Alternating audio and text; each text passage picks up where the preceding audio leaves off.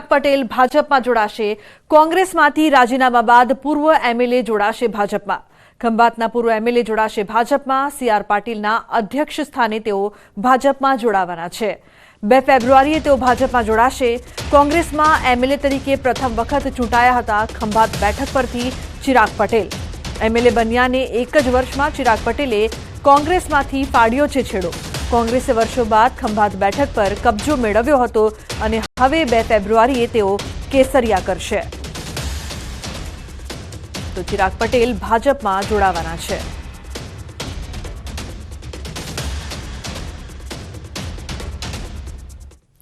તો આગામી 5 દિવસ રાજ્યનું વાતાવરણ સૂકું રહેશે। રાજ્યમાં માવઠાની કોઈ શક્યતા નહીં। 4 દિવસ બાદ તાપમાનમાં 2 ડિગ્રીનો થશે વધારો।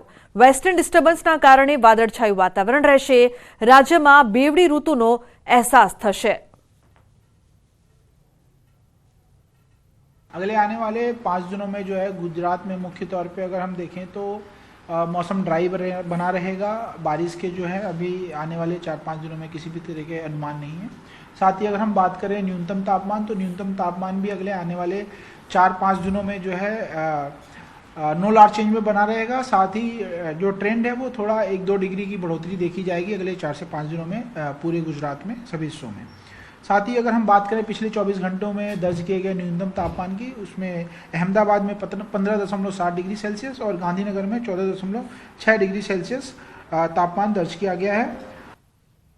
અને મહત્વના સમાચારની જો વાત કરીએ તો મિશ્ર ઋતુના કારણે રોગચાળો વકર્યો છે। અમદાવાદમાં વાયરલ ઇન્ફેક્શનમાં વધારો થયો છે। ઝાડા ઉલટીના 160 કેસ નોંધાયા તો શરદી ખાંસીના કેસમાં પણ સતત વધારો જોવા મળ્યો છે। પાણીજન્ય મચ્છરજન્ય રોગમાં સતત વધારો થઈ રહ્યો છે। મચ્છરજન્ય રોગો છે એના પર સિગ્નિફિકન્ટ લેવલે કંટ્રોલ છે એવું કહીશું, કારણ કે ડેન્ગ્યુ મલેરિયાના કેસીસ ઘટે છે, પણ એ સાથે સાથે પાણીજન્ય રોગો જેને કહીશું કે હિપેટાઇટિસ અને ઝાડા ઉલટી ગયા મહિને 160 લોકોએ સારવાર લીધી અને ડાયરિયા વોમિટિંગમાં 140 લોકોએ સારવાર લીધી, જે એના આગલા મહિનાના કમ્પેરમાં લગભગ બાય એન્ડ લાર્જ સરખા છે। તો તાપી જિલ્લાના વ્યારાના છીંડિયા ગામમાં લોકો પાકા રસ્તાથી વંચિત છે।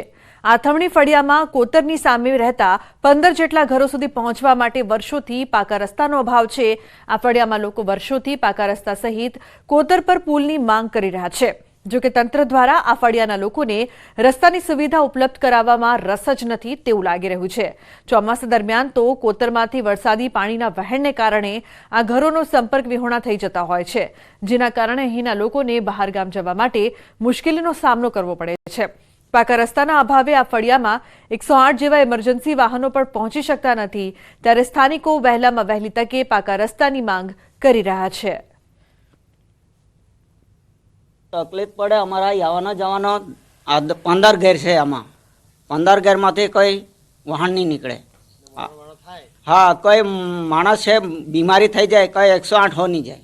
માણસ તબિયતે રાહે કે માંદા હોય તો અહીંથી જવાનું પણ અમને બહુ મુશ્કેલી છે। વાહન વ્યવહાર નથી આવતી, 108 નથી આવતી અને વાહન જવાનું બંધ છે। એટલા માટે અમે કહીએ કે આ જો પુલડું બની જાય અને જવાનો આવવાનો રસ્તો થઈ જાય તો અમારે સારું થાય।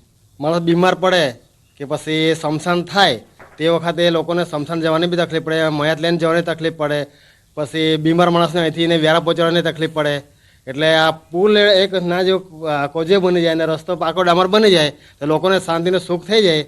બસ અમને છે ને બહુ તકલીફ પડતું છે કે સમસાણે જવાનું પછી માંદું થતું પડે એવું, તે રસ્તો સારો રહે તમને સારું।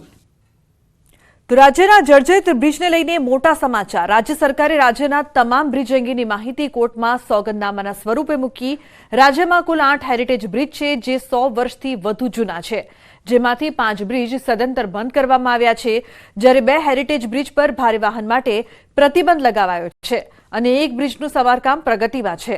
રાજ્યમાં નાના 40 બ્રિજ આવેલા છે, જેમાંથી 23 બ્રિજને સમારકામની જરૂરિયાત છે।